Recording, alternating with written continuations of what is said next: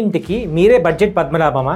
అయితే మీరు హైదరాబాద్లో ఎలాంటి ప్లేస్లో హౌస్ కొనుక్కోవచ్చు నేను ఈ వీడియోలో మీకు చెప్తాను. హాయ్, నా పేరు శివకాంత్. నేను ఒక బిల్డర్ అండ్ డెవలపర్. నా పేజ్ని ఫాలో అవ్వండి.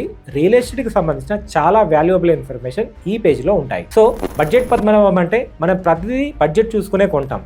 ఇల్లు కూడా అలాగే కొనాలి. మనకు కావాలి ఇండిపెండెంట్ హౌస్, డూప్లెక్స్, విల్లా కావాలనిపిస్తుంది, కానీ మన బడ్జెట్ కూడా దానికి సపోర్ట్ చేయాలి. మన బడ్జెట్ ఎలా సపోర్ట్ చేస్తుందో ఎలా చూసుకుంటాం, అదే ఒక మ్యాథమెటికల్ క్యాలిక్యులేషన్ ద్వారా చూసుకోవచ్చు. మనము ఒక మ్యాథమెటికల్ క్యాలిక్యులేషన్ అన్నాను కదా, ఒక 100% తీసుకుందాము.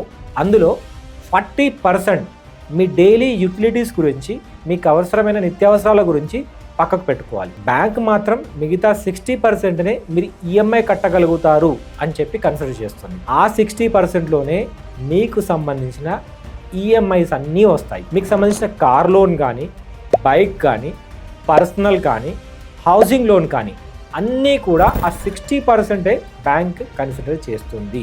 సో ఆ 60%నే మీరు ఈఎంఐ కట్టగలుగుతారు అని బ్యాంక్ డిసైడ్ చేసింది. ఎగ్జాంపుల్ కోసం మీ శాలరీ 50,000 అనుకుందాం. దానిలో 40% అంటే 20,000 మీ మంత్లీ ఎక్స్పెన్సెస్ కోసం పక్కన పెడదాం. ఇంకా మీకు మిగిలింది 30,000. ఈ 30,000లో మీకు సంబంధించిన bike, car, any personal loan or housing loan ఉండొచ్చు. మీరు ఈ హౌసింగ్ లోన్ ఒక 25 to 30 lakhs తీసుకుంటే మీ ఈఎంఐ 25,000 వరకు వస్తుంది. సో 30,000 అని డిసైడ్ చేశాం కదా, ఇప్పుడు మీరు రివర్స్ ఇంజనీరింగ్ చేయాలి.